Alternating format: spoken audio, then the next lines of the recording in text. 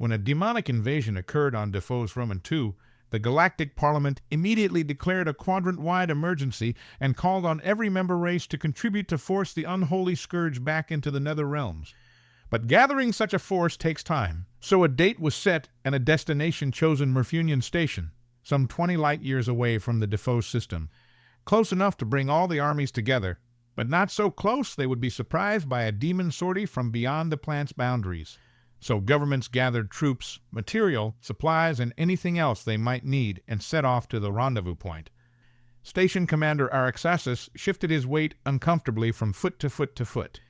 It had been a long and extremely tiring day welcoming all the arrivals to Murfunian.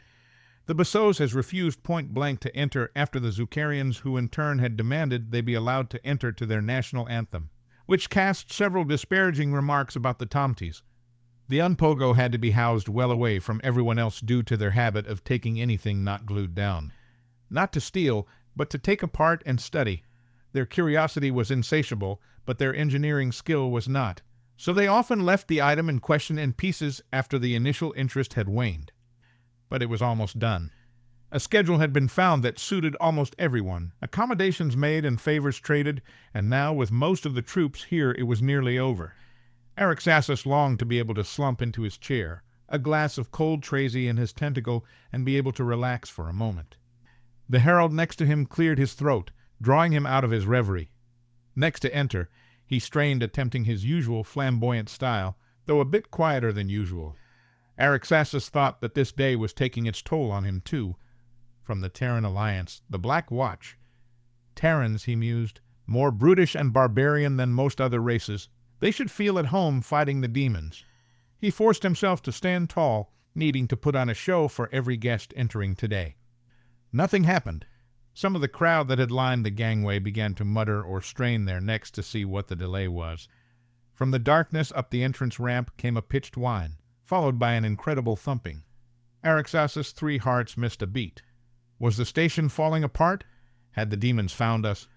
The buzzing changed into a more melodic tune, and down the entrance ramp marched the humans. Araxasis had never seen anything so mesmerizing. All the humans marched identically, and as they advanced into the light he could see the musicians, some carrying a sort of bag under their arm with long rods coming out the top and one at the bottom, others carrying drums, some striking it hard, but infrequently, whilst others doing smaller, faster beats. It all added up into a cacophony of noise that almost formed a wall and forced a lot of the onlookers back as they recoiled from the sheer assault of sound. If the demons were susceptible to sound, the Terrans would find out.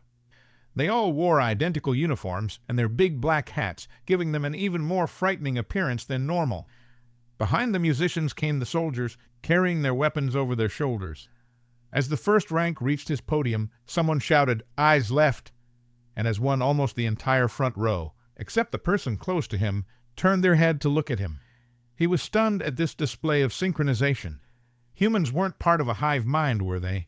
He quickly pushed that thought aside as he returned a salute, and as the first row moved past and returned their gaze to the front, and the second row turned their head towards him. The last row of the humans passed, the thumping and whining still continuing down the corridor. He pursed his gel sacks and sighed. When humanity went to war, they let the whole quadrant know about it. The herald, having returned to his post after being driven away by the volume of noise previously, steadied himself and prepared to announce the next group.